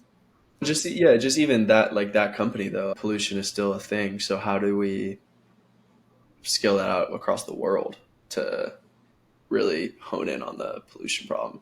And how long does it take to break down the trash that they're picking up? Well, we got to build the infrastructure first. One of the big, so where the bioeconomy is at in the US is a lot of the companies are focused on building out the infrastructure. So we don't really have an infrastructure. Actually, the US just created an entire task force to invest inside the bioeconomy to basically turn us into a manufacturing force. There's a lot of grants getting pushed into companies and stuff like that to build out this infrastructure, basically create huge facilities for bioreactors and really understand where the problems are at. And this is something, like, not to get political or anything like that, but I love the fucking Biden administration for just literally that alone, being like, hey, this is something that the world needs to get behind. And they just fucking got behind it. And props to them for doing that, actually solving a fucking problem. Never thought government would do that. And so we're building out the infrastructure. And so now all these ideas will be able to much cheaper, much less riskier, come to companies and start raising Series A's, Series B's. So it's really bottlenecks in the system itself, the infrastructure. Like right now, I think India and Europe has the most bio facilities for scaling up your process. We have the most companies, but we did our scale up at Helena in India. And basically you're talking about like 10,000 liter reactors, 100,000 liter reactors, where you're just throwing that strain inside there, feeding it the media, and slowly purifying this protein from that. And now we have sellable product in quantities where we can actually put it on the market. So the timeline varies. Like, we're fast. We got there fast. That's why people want to invest inside us. But it's just harder. It depends what protein you're making, what meat, because they deal with texture, and we're just dealing with a protein that we put inside a solution, basically, which is formula, the liquid. It's easy to make that taste better than a steak and mimic what a steak is like. That's a lot harder than just making milk. So it's really dependent. It's case by case. It's dependent on the team. It's dependent on the founders, dependent on the advisors, depending on what their goal is. Are they looking for an exit? Are they looking to IPO? It's just, it really depends, case by case. Okay, so basically like two more questions, and they're pretty broad. So the first would be, what are you most excited about? What are you looking forward to the most in this space? Be upfront, I don't give a shit about human technologies. So like therapeutics, drugs, I don't give a shit about that. Any reason why? I just don't think it's as big of a problem as I can't go to the same river 5 years later because it's fucking disgusting. Why the Florida orange? It's literally gone. It's crazy. We're going to see things that we grew up being identified with gone in our natural habitat. It's going to be gone, and it's not going to change. So I'm more worried about the environment. I know I work at a breast milk company, literally feeding humans. So I understand where this comes from, but that's also why I wanted to get a little bit further away from that. And I've experienced what it is like to work at an NREL. And where I'm excited is really establishing upcycling for pollution. I think that's just the most exciting part of this field right now is all these pollutants, literally anything. It's a chemical at the end of the day. There's whatever that pollutant is, there's some sort of chemical. And the hard part is getting it out of the system, but we know how to solve it through once we get it. So basically, that great trash barrier, the great trash barrier, plastic barrier, all these rivers that are filled with plastics.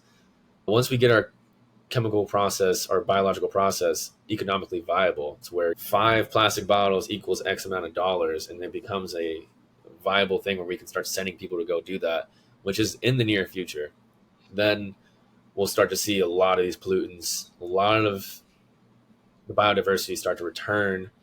That's one thing. Another one that I really like is honestly the food industry, because the oceans are getting there's no fucking fish in the ocean anymore, and that's disgusting. Biology is not great at carbon capture. I would say that, but that's a different. That's not biotech really.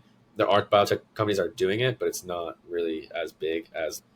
There's companies that are making salmon. There's companies that are making very nice cuts of meat, very nice, and they're coming together. They're sharing their research. They're collaborating with each other. They're collaborating with academics. They're collaborating with industry, VC. It's a very community oriented kind of thing because they understand how hard it is, the task that they're trying to tackle, and they also understand that if there's only 20 companies actually going after to make salmon, if none of them succeed, then we're fucked. Like the ecosystem understands that. So people really, you get to see a very big camaraderie in capitalism that you don't really see in almost any tech sector. So it's so competitive based, but we're rooting for our competitors. So we're like, yo, the system's fucked. We just want this solution out there. My CEO works with the CEOs of other breast milk bioproduction type companies. There's a few. There's one that Bill Gates backs actually called BioMilk with a Q, and we work with them all the time. And I know it's weird business practices, but the system's gonna be fucked if we don't share some sort of knowledge with each Yeah, other. And I guess that's one of the things too that I'm excited is just how you get to see solutions in real time getting solved. I think that's amazing, and that's always been my struggle, or my I don't know, struggle a little bit with capitalism and just the idea of competition. Yes, the strongest will survive. Yes, the best companies will win. The best product will stick. But also, if you're solving a problem, like you said, like all these biotech companies are trying to do, if you're solving a problem and you really care about the solution coming to light, then you should be rooting for your competitors and you should, be focused on what you're doing. But at the end of the day, if the problem gets solved, then who fucking cares who solves it? Yeah, you'll get a higher payday if you're number one, if you're the market lead. But if the problem's being solved and that's what your mission is and that's what you really care about, then awesome. We're better for it. We're a better country for it. We're a better world for it. We're a better society for it. We're a better species for it. I think that's pretty cool that you get to see that, like you said, unfold in real time and see this collaboration amongst different companies and leaders. Yeah, we had That's really another cool. question as well. It was Yeah, the opposite side of it, some of the biggest challenges in advancing these efforts. You spoke a little bit about the lack of scientists and stuff like that, but any other huge challenges that the market faces, and then also some ethical concerns that arise with some of this stuff. so one thing with science is if you report data, it might not be reproducible inside another lab. So all of industry is dependent on academics to produce their research. I don't know if there's a single thing that we do inside our lab that isn't based on academia, some sort of paper, or else we're wasting time and money. We need some sort of that's why computation is getting involved, because people are creating models and stuff like that to guide experiments. But we don't have the time or the money to just go experiment. We're bioengineers. We're not biologists. We're engineering solution. We're engineering biology to create something. One of the things and I worked on the IGEM engineering committee. And what we did is we created synthetic biology standardization practices, like measurement practices. If you can't measure it, then it doesn't exist. It's not a thing. So that's one thing in synthetic biology that we face. That's okay. Is this paper going to actually give us results? Because if not, we just wasted 6 months and our company might fail now. We need to be able to create reliable measurement practices that the entire world can replicate inside their labs. And that's one thing where I can't tell you how many fucking experiments I've done that is to the T exactly the way that they did it, and I don't get any of the results that they get. And that's just a product of where this field is at, is where literally no one knows what's going on inside the cell.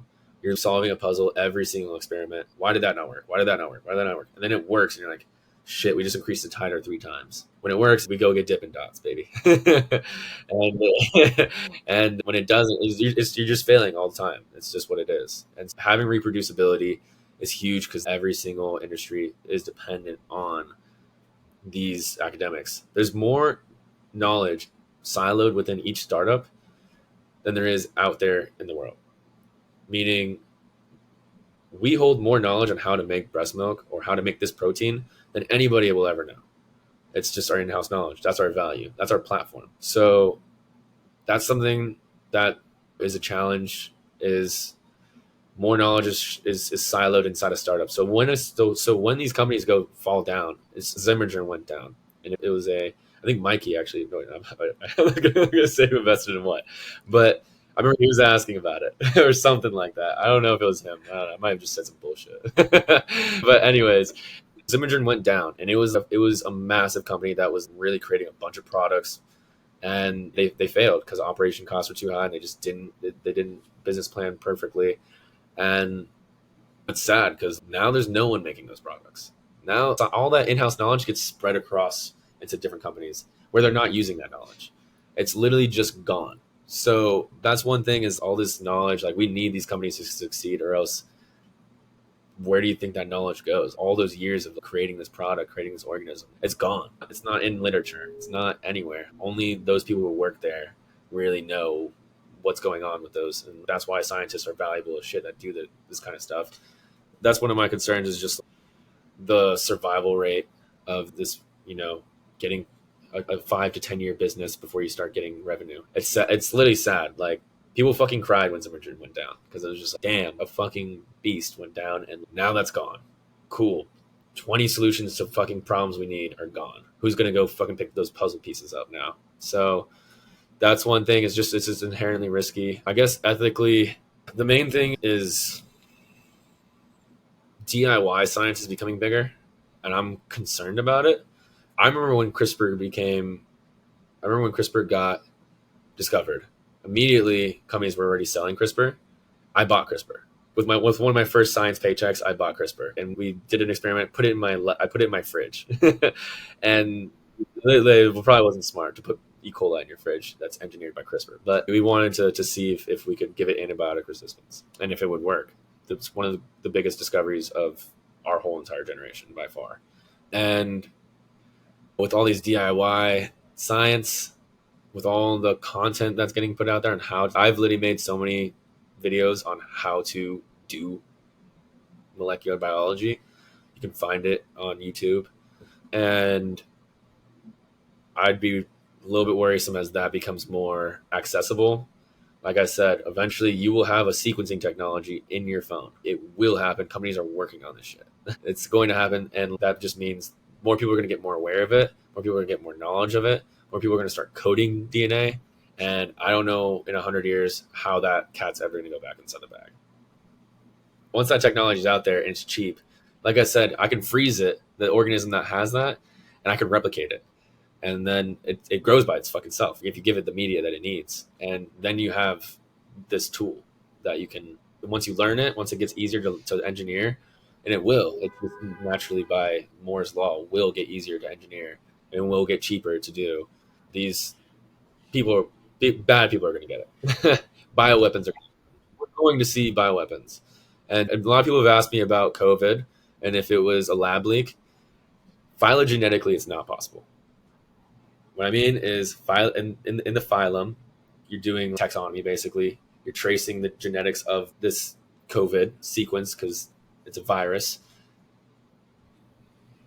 It is literally basically what you see is in populations, this COVID virus that is in these animals is around here. Let's say if you're just listening, about a foot off the ground.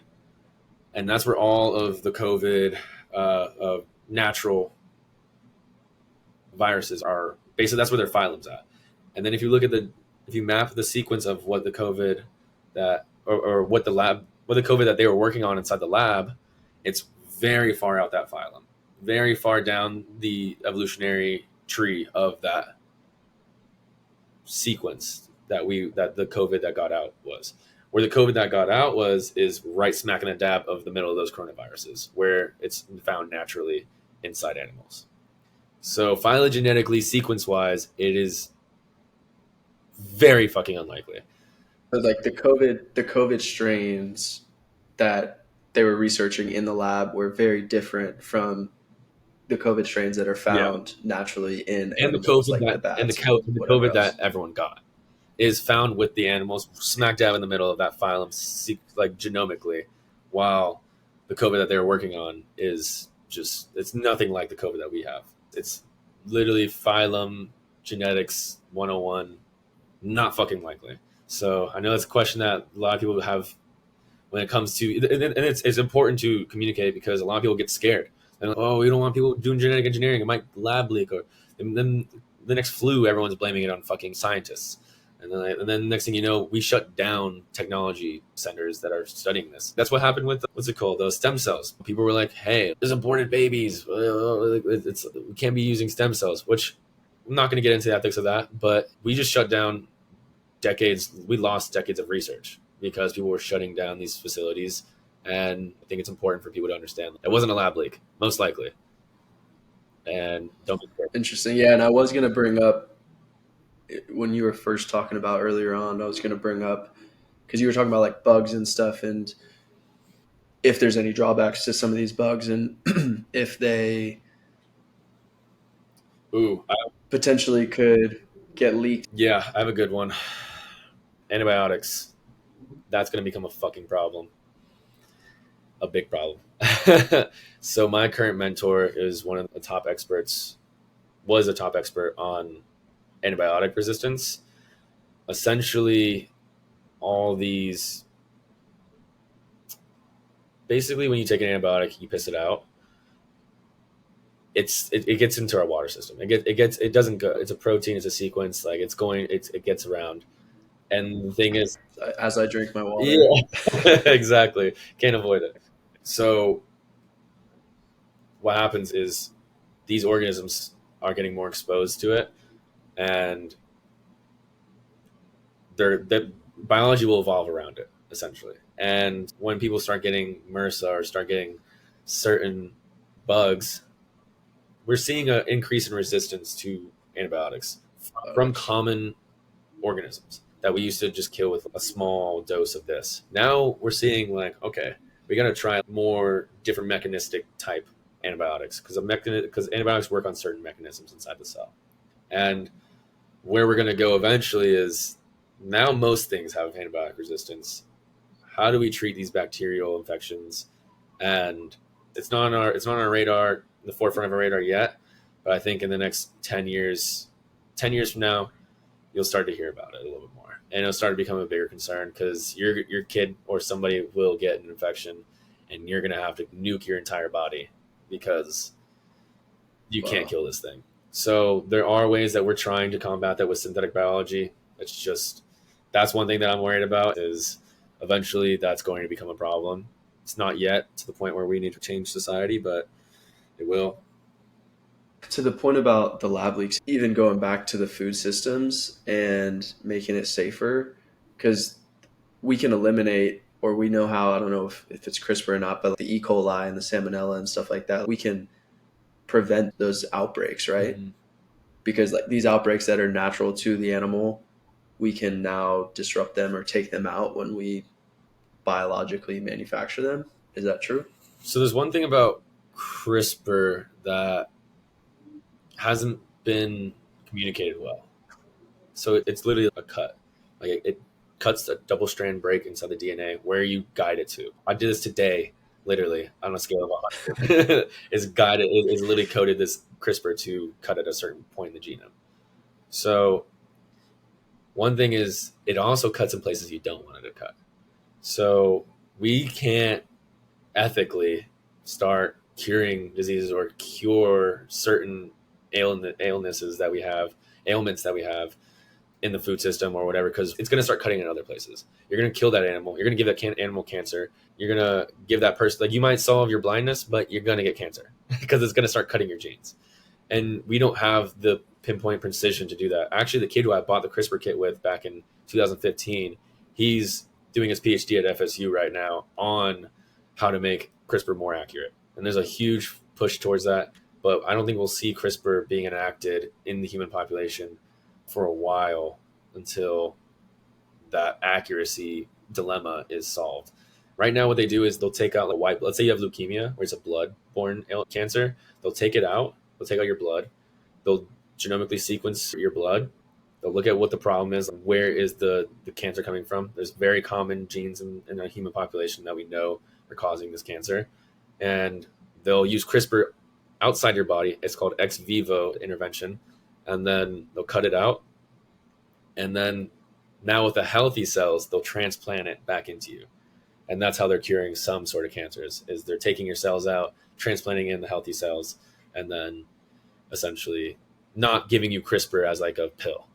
But I guess my thought was, okay, so if you eat raw chicken, you can get salmonella, or if you eat some type of beef, I don't know what exactly how you get E. coli, but those things can be eliminated with biologically produced meat, right? Or no? No, sorry, no. Okay, I see where your No. head is. Okay, so let's say you're at Whole Foods, and now you either choose a steak made from a cow, a steak made from Okay. the bio. It's still organic matter. Like, it's going to decay. It's going to have a lifespan. It's going to have a shelf life. Even radioactive elements have a shelf life. Everything will eventually get taken over by entropy. So it will degrade. Bacteria will somehow get in there. Bacteria is everywhere. Life will find a way to fucking get inside it, unless you're inside space, literally. Okay. Yeah, there's bacteria inside volcanoes, so we won't be able to. So the infiltration happens after. It's not like a product of the specific cow you're eating. Bacteria is everywhere. Sitting on a shelf too. Yeah. Yeah. Okay. The crazy thing about bacteria is they do something called conjugation, where they trade genomic sequences with each other to evolve with each other. So entire ecosystems are like, that's why your gut microbiome is so huge, because it develops a symbiotic relationship with itself because it's trading genomic information with each other. And so let's say you nuke that shit with an antibiotic, you're destroying maybe months of really healthy gut microbiome. So it's a balance of, there's positives, but there's also, we can't solve everything. Like there are problems that just the world's gonna have. Yeah. This was we're at 2 hours, and I feel like we could just keep going. But I do want to keep it manageable and also leave the door open for a part 2. All right. Maybe next time So VC side. yeah, for sure. And you'll be better versed in that area by then too. I've been ending them with rapid fire questions. I don't know if you want to go through that, or I can skip to just the closing questions. Let's go. All right, man. There's so much to unload and unpack from what we just went through. Yeah, hopefully I didn't get too jargony and shit. Hopefully. Oh, you did. But hopefully people can keep up a little bit. No, you can and at least spark some interest and do some research into it. So and I'll share some content on Lumity. Perfect. I'll share some stuff if you ever have any questions. Perfect. All right, so into the rapid fire. Number 1 book recommendation. The Giving Tree. The Giving Tree? I love that book. You feel so good after you read that book. Okay. All right, do you want one that's best piece? One that's No, I'm cool with that. I like it. That's the idea, is just fire off whatever comes to mind. Cool. Best piece of advice you've ever received.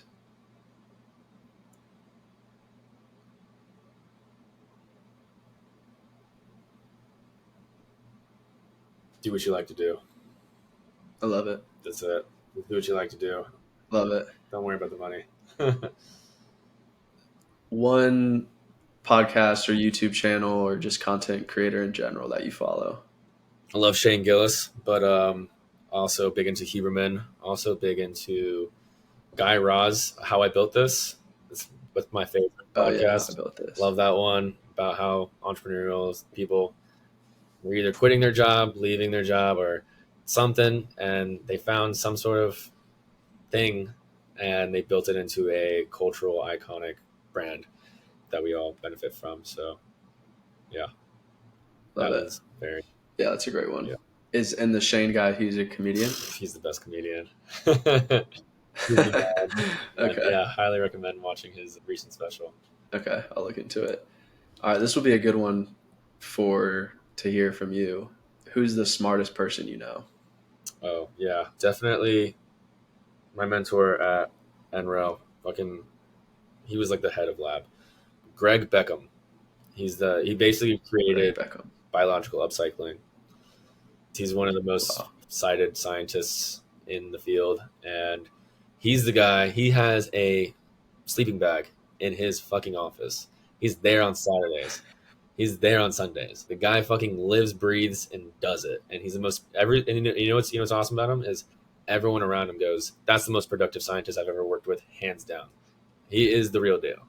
He is the creator. And I've worked with startups across the fucking literally that are doing deals with him. Like without him, the world is at a loss significantly. Okay. Greg Beckham. Very cool. Yeah, I was excited for that. I'm going to have to look into some of his papers. All right, these ones are shout out from Joey real quick. Yo, best NBA player of all time. Ricky. Which one? Which one? Best NBA player of all time. Bro. That's Braun. That's Braun all day. Where's my Braun gear at? My fucking. Don't make me get my jerseys out right now, bro. Don't make me get my jerseys out. He's better than Jordan? Bro, come on, dude. He's the best athlete to ever exist on this planet, dude. Are you kidding me? Did you imagine that, motherfucker? Yeah. He can do anything. I literally named our number one piece of equipment in the lab LeBron. I'd go see LeBron. Dude, he's the man. He's the GOAT through and through. He's taking over Biotech. Greg Beckham is the LeBron of upcycling. There's no such thing as the GOAT. They're called the LeBron of what they do. Like Messi's the LeBron of soccer. All right, so final question. This isn't necessarily rapid fire. You can take a second to think about this one, but it's just how I've been closing, and I've really enjoyed the answers I've gotten. What do you love most about life?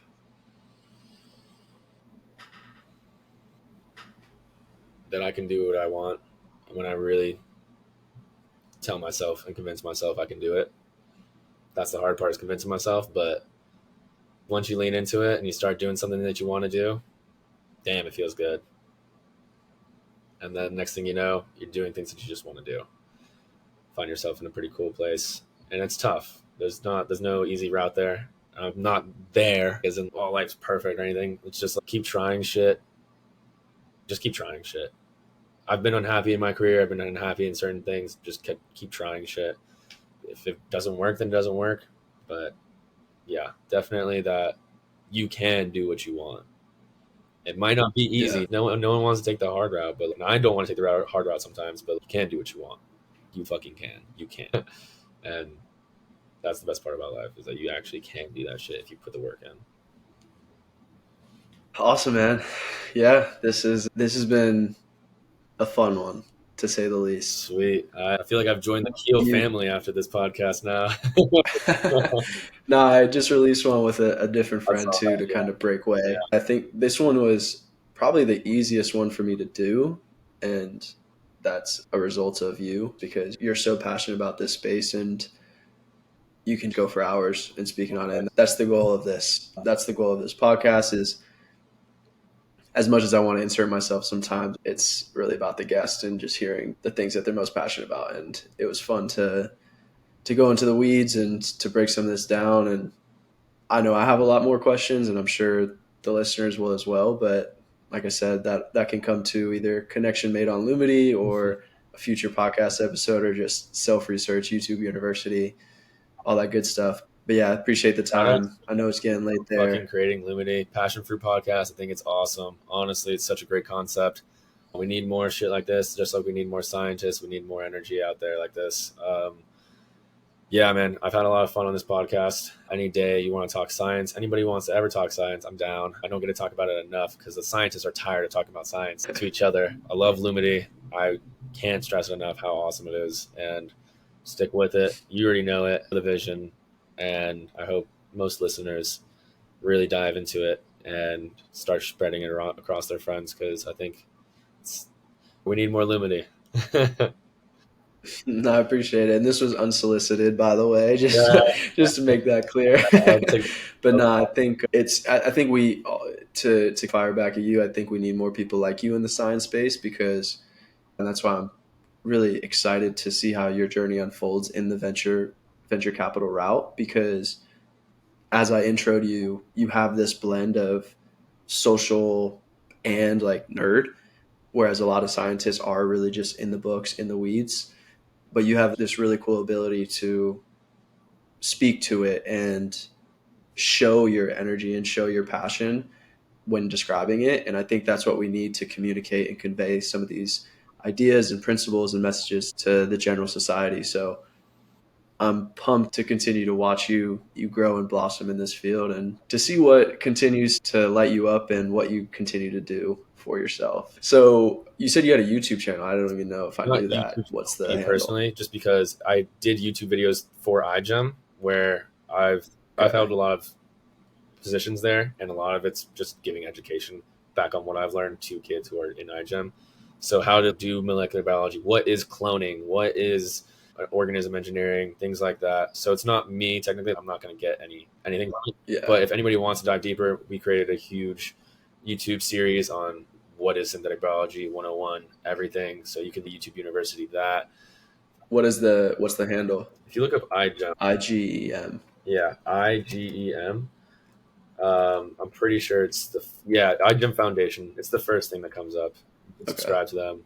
Okay, cool. Yeah, 2.5K. And then if you're in New York City and you want to go to a cool event, was it Hush NYC? Is that the IG handle at Yeah, Hush Hush NYC? X NYC. We'll be throwing some Hush parties. X.